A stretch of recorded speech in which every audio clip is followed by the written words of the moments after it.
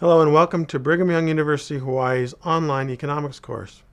Today we're going to talk about the first half of Chapter 6, Measuring Total Output and Income. In the first half, we're just going to talk about the components of GDP, Gross Domestic Product. In the latter half, we'll talk about the other components of output and income and round out the discussion. So for the first half, let's go ahead and get started, and we'll talk about GDP. How do we measure total output of an economy? Well, the learning objectives for this section are to first define gross domestic product, GDP, and its four major spending components, and illustrate the various flows using the circular flow model or circular flow diagram. Second, we're going to distinguish between measuring GDP as the sum of the values of final goods and services and the sum of the values added at each component or stage of production. And three, distinguish between gross domestic product and gross national product. Let's talk about the components of gross domestic product, or GDP.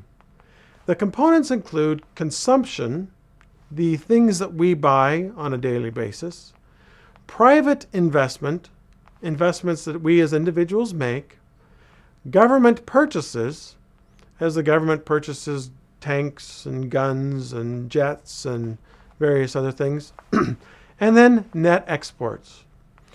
So in general, the equation is simplified just that GDP equals C plus I plus G plus X. But remember, X is net exports, the difference between what we import and what we export. So C is consumption, I is private investment, G is government purchases, and X is net exports. Let's talk about two types of variables. One is a flow variable and the other one is a stock variable. A flow variable is a variable that is measured over a specific period of time. Your income may be a flow variable. It's measured over a specific period of time. A stock variable is a variable that is independent of time. It's the number of boxes of Lucky Charms that I have in my pantry. That's a stock variable. The components of GDP are interesting and have a dramatic and interrelated relationship with one another.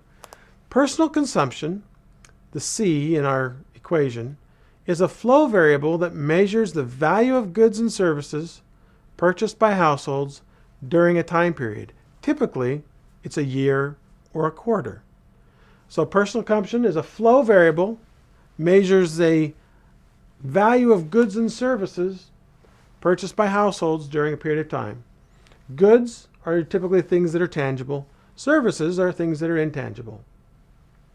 So when you consider this is the beginning of our flow diagram.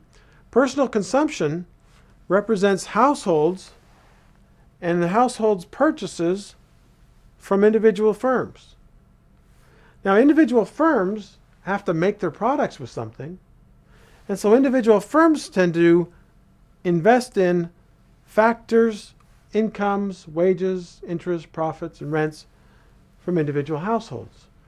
So the circular flow diagram is households purchasing products from firms, firms hiring people, providing incomes to households, households then using those incomes to purchase additional consumption goods from firms, and the circular flow diagram starts to work. So as we see this, consumer goods and services are provided by firms to households.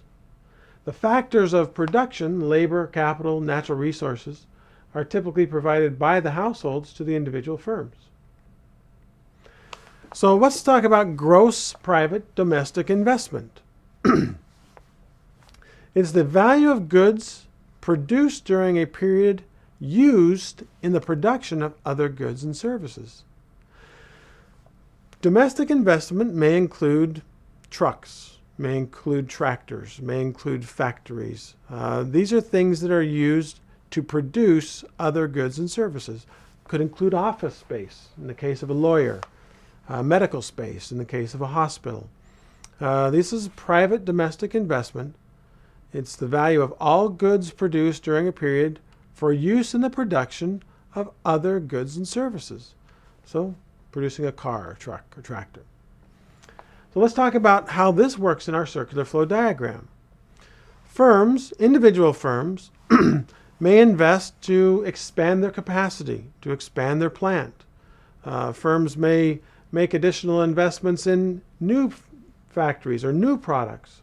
This private investment comes out of firms and dramatically impacts firms. It allows them to expand. The firms, as you know, create those factor incomes for households. They continue to pay the additional labor to the households. The households continue to consume, buy the products from the firms. Those purchases enable the firms to expand beyond their existing capacity, and that drives additional private investment. Government purchases are the sum of purchases of goods and services from firms by government agencies plus the total value of output produced by government agencies themselves during a period of time. So what we know from our previous economic discussions are that governments do produce some things, not a lot, but what they typically do is they purchase from individual firms themselves. So if you were to look at our circular flow diagram again, you'd see yet another potential extension from where we were before. We'll see that in just a second. Transfer payments are payments that do not require the recipient to produce a good or service in order to receive them. But they're still payments that governments make. So for example, if you were to receive payments for Social Security, that's a transfer payment. You're not required to do any work for that. It's a payment or transfer of wealth from those who pay taxes and then through the government to those who are in need. So here we have our circular flow diagram again. These are the pieces we've already spoken about. Just as a review, we have households who are purchasing goods and services from firms. Those firms are individually employing individuals from the households. That keeps this part of the circular flow diagram moving. Now, as we continue to purchase more and more goods from firms, firms say, well, we can expand our capacity. We can build a new plant. We can buy additional, we can make additional investments in resources that will allow us to expand. And so firms individually step out into the market and make investments in their own firm to expand their capacity. As they expand their capacity, they end up hiring more people from households. Households then end up spending more money buying the individual firm's products. Now we step in government. Government agencies may purchase products from firms. Governments purchase many things. They purchase health care. They purchase legal services. They purchase cars. They purchase trucks. They purchase buildings. All of these things they purchase from private firms.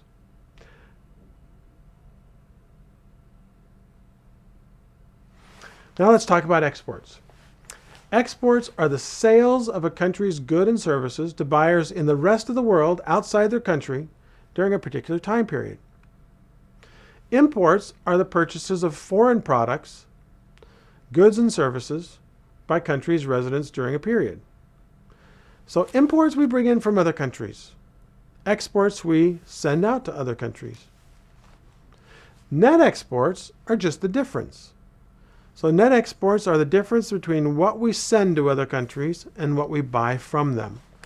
Net exports, not exports or imports, but net exports is one of the components of GDP. A trade deficit occurs when there are negative net exports. In other words, when we import more than we export, then we have a trade deficit. We'll talk about the challenges that trade deficits exert on an economy in later chapters. A trade surplus occurs when there are positive net exports. In other words, when we export more than we import. The United States has a trade deficit, so we import dramatically more than we export. China has a trade surplus. They import much less than they export. They're predominantly an exporting nation. So let's look at this diagram again. Here we have households who are purchasing products from firms. Firms are employing members of those households and paying them an income or salary. So this part of the cycle is the beginning part. This continues to move forward. But as we get more and more households buying more and more products, firms run out of capacity. So firms have a need to invest in more capacity. That occurs here. Firms invest in more capacity. As part of that, they hire more employees. Those employees then get paid incomes, and they continue to buy personal products from these firms. What's interesting in this process is that individuals and firms are taxed. Some of their incomes are taken away and taken by government, because government believes that it has a legitimate right to produce goods and services of its own. In the process of this taxing, governments get capital, they get money, and they make purchases. So here we have the households purchasing from the firms. Now we have governments using tax revenues to purchase from firms as well. Now we have the net export component that's also added. These same firms that were selling to governments and selling to households can also sell to other countries. They may have exports that other countries value. In the United States, we're a significant exporter of agricultural products. We have very fertile lands. We have very efficient means of production of agricultural products. So consequently, we tend to export agricultural products to other countries. We export more agricultural products than we import. But that's just one product. In the world of all the products that we produce in the United States, we import more than we export. Consequently, we have a trade deficit. So the net export position that we have with the rest of the world is then calculated into our gross domestic product calculation.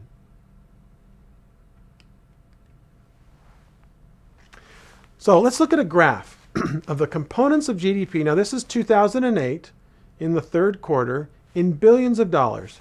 And it's not important to understand and to remember what the billions of dollars number are, but this is a pie chart.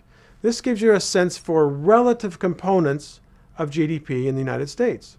What you can see is that personal consumption is enormous. Now, those of you from other countries need to remember the United States is not a typical global economy. In fact, there isn't one. There isn't a typical global economy. There isn't a typical national economy. Every economy is different. In the United States, most of our GDP is derived through consumption. This is the part of the pie chart of our total GDP that is consumption-based. Investment accounts for a fairly small slice, certainly small in relationship to consumption. If you were to look at the Chinese economy, it would be very different. The Indian economy would be remarkably similar. Government purchases account for this slice of GDP, and the remaining piece is net exports. If you were to look at the Chinese economy, you would see this is remarkably different, where this big chunk would be more reminiscent of net exports, and then consumption would be significantly smaller. But this represents the components of each of our elements of calculating our GDP. Here's our consumption. Then we went to investment. So this was C. This is I. Then we went to government. This is G. And then we went to X, which was net exports. So those are the four components of GDP. That ends this section of the video. In the next section, we're going to drill down and talk about more of the derivatives of GDP. What other components of GDP we have to consider, and how we adjust GDP to reflect changes in the economy over time. Thank you, and we'll see you then.